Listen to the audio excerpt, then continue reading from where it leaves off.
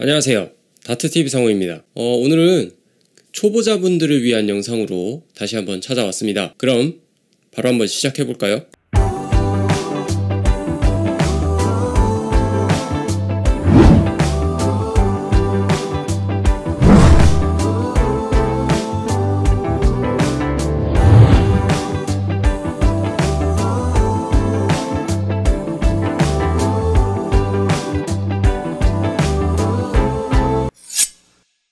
자, 오늘은 다트를 던지시는 초보자분들께서 하지 말아야 할 것, 어떻게 보면은 다트를 오랫동안 경력이 많이 있으신 분들인데도 레이팅이 오르지 않고 정체되어 있다, 그런 분들께서 가장 많이 범하는 오류 3가지를 제가 가지고 왔습니다.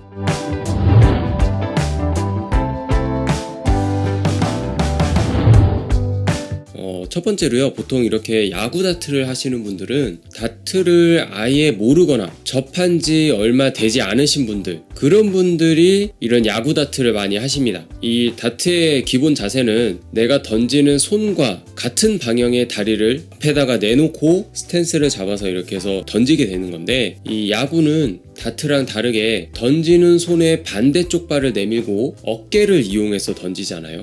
이렇게 던지시는 분들은 한 번도 던져보지 않으셨던 분들, 그런 분들께서 이런 자세를 많이 취하시는데, 최소한이라도 다트샵에 가서 다트를 몇 번이라도 던져보신 분들은 다른 사람들이 던지는 그 자세를 보고 거의 비슷하게 던지려고 하기 때문에 야구 다트를 이제 맨 처음부터 하시는 분들은 거의 극히 드뭅니다. 자, 그럼 거의 야구 다트를 하지 않는데 왜 제가 야구 다트 하듯이 던지는 것에 대해서 얘기를 하냐면, 이 다트라는 스포츠는 야구처럼 빠르고 세게 이렇게 던진다고 해서 점수를 더 많이 주는 게 아니거든요. 그래서 굳이 어깨를 사용하지 않아도 내가 다트판까지 날릴 수가 있는데, 굳이 어깨까지 써가면서 내가 힘을 줘서 던질 필요가 없다라는 거죠. 그리고 지금 얘기하는 것의 핵심이 되는 얘기인데, 다트를 던질 때 어깨를 이용해서 야구 던지듯이 던지는 거는 내 다트가 내 시야에서 벗어난 상태에서 어깨를 이용해서 던지는 것과 같아요. 내가 어떻게 잡았는지를 확실하게 아는 것도 중요하지만, 그렇게 멀지 않은 거리, 다트판까지의 거리가 그렇게 멀지 않은 거리이기 때문에 나의 시야에 최대한 있는 상태에서 움직이는 것이 가장 좋습니다. 야구처럼 이렇게 던졌을 때요,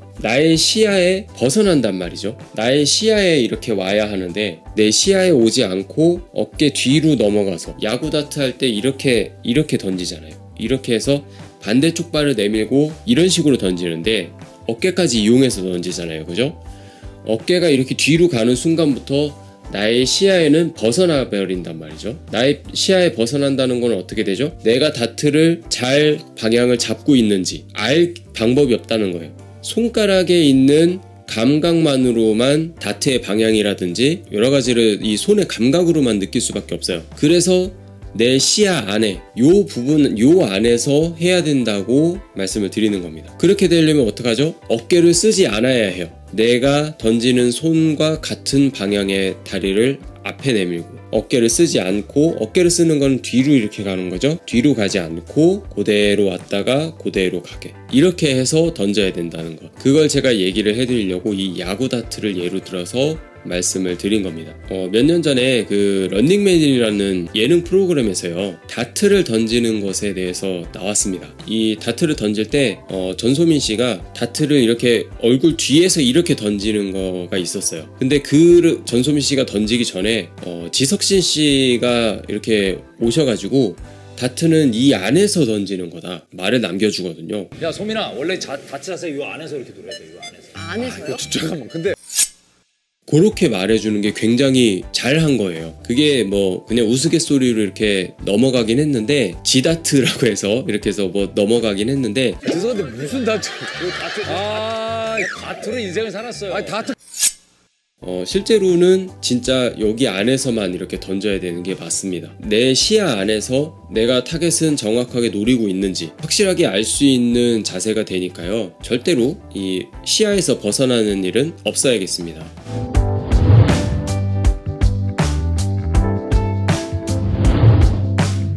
자, 다음으로는 팔을 끊어치는 것을 하지 말아야 합니다. 이 다트를 던질 때 보면 팔이 쭉 펴지지 않고 그냥 이렇게 끊어지는 분들 계시죠. 그냥 이렇게 툭 놓는다는 느낌? 이렇게 이런 식으로 놓는다는 느낌을 가지고 가시면요, 보통 팔에 힘이 많이 들어가 있으신 분들이 이렇게 끊어치기를 많이 합니다. 팔에 힘을 이렇게 많이 준 상태에서 팔을 부드럽게 피는 것은 불가능하잖아요. 이 다트는 팔에 힘을 많이 주지 않고 그냥 부드럽게 쭉 나가주기만 해도 다트판까지 쭉 날아가는 거거든요. 굳이 힘을 많이 주지 않아도 되는 스포츠입니다. 몇 번이나 제가 강조를 해드리죠. 최대한 부드럽게 팔에 힘도 많이 주지 않고 최소한의 힘으로 다트를 즐길 수가 있게 되는 거거든요. 근데 이제 다트를 접한 지 얼마 되시지 않으신 분들, 그런 분들이 그냥 부드럽게 팔을 피면은 다트판까지 날아간다고 다트상이 얘기를 했는데, 왜 저기까지 힘없이 날아가고 그냥 다트판까지 날아가지도 않고 그냥 바닥에 떨어지고 이렇게 되는 걸까요?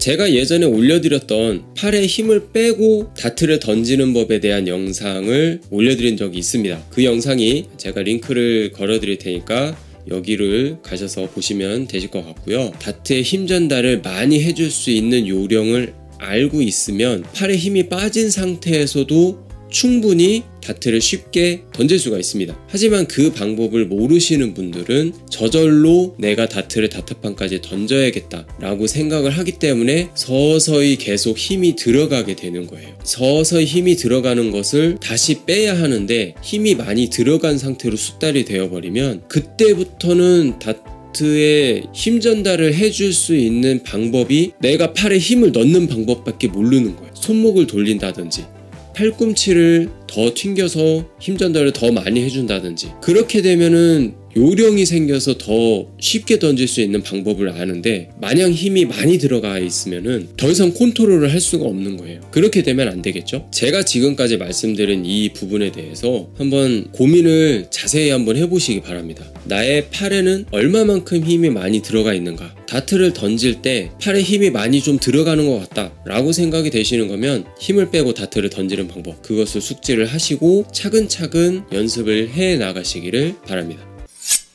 솔직히 다트를 끊어서 던진다 하더라도 내가 노리는 타겟에 정확하게 넣을 수도 있어요. 근데 왜 팔을 끊어서 던지지 말고 부드럽게 펴서 던져라 라고 왜 제가 얘기하는 걸까요? 그 이유는 다트 메커니즘에 들어있는 팔로우스루 때문입니다. 이 팔로우스루는 내가 타겟으로 하고 있는 목표물에 정확하게 다트가 날아갔는지를 확인하는 수단이 되는 거거든요. 그냥 마냥 이렇게 다트를 끊어쳐서 던지게 되면 내 팔에 힘이 많이 들어가 있는 것도 되고요. 그리고 내가 다트를 어디로 던졌는지를 알 수가 없어요. 그냥 내가 여기에서 이렇게 놓기만 하면 되지 라고 해서 여기서 탁 놓게 되면 그냥 글로 가는구나 라고만 감각으로만 알고 있게 되는 거지, 내가 정확하게 팔로우스를 했었을 때 내가 다트를 어디까지 던졌구나 라는 것을 확인할 수 있는 방법이 된다는 거죠. 그래서 이 끊어치기를 웬만하면 하지 않는 것이 좋다라고 제가 말씀을 드리는 겁니다.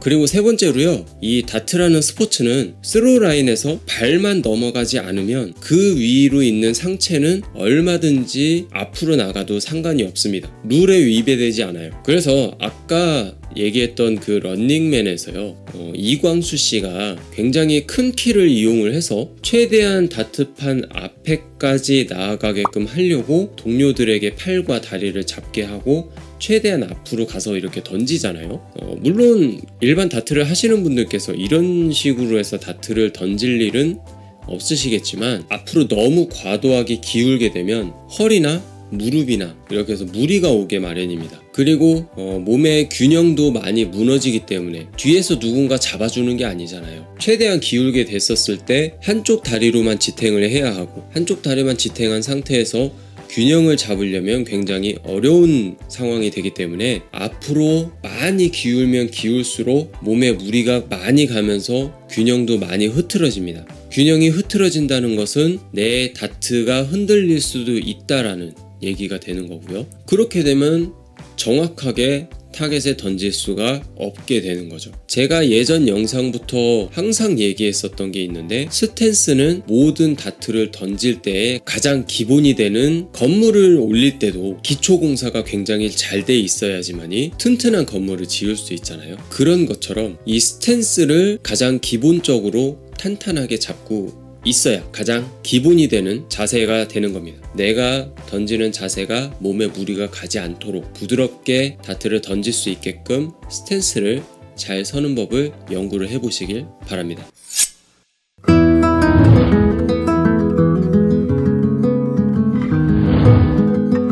오늘은 초보자들이 범하기 쉬운 오류 3가지를 제가 말씀을 드렸는데요. 어떻게 보면 초보자분들이 아닌데도 이러한 오류를 많이 범하시는 분들이 있습니다. 한 번이라도 이런 경험을 겪어보셨다면 다시 한번 되짚어볼 수 있는 그런 계기가 됐으면 하는 바람이 있고요. 우리가 일상생활을 할 때도 몸에 무리가 많이 가거나 다치지 않으려고 노력을 하잖아요. 그런 것처럼 다트를 할 때도 내가 어떻게 하면 몸에 부상이 없도록 편하게 내가 다트판까지 던질 수 있을까, 이런 생각을 잘 해보시길 바랍니다. 최대한 내 몸에 무리가 가지 않는 자세를 찾아서 던지는 것이 가장 좋습니다. 여러분들의 신체는 여러분들께서 제일 잘 아시잖아요. 아프지 않고 잘 던질 수 있는 방법이 무엇인지 한번 찾아보시길 바랍니다. 자, 오늘 영상은 여기까지고요. 제가 앞으로도 이 초보자분들을 위한, 아니면은 이 초보자분들이 아니어도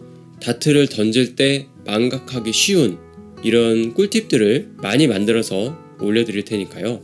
앞으로 나오는 영상들도 많이 시청을 해주시길 바랍니다. 자, 그럼 다음에도 저는 여러분들께 도움이 되는 영상으로 다시 한번 찾아뵐 수 있도록 하겠습니다. 다트TV 상호였습니다. 오늘도 영상 시청해주셔서 너무나도 감사합니다.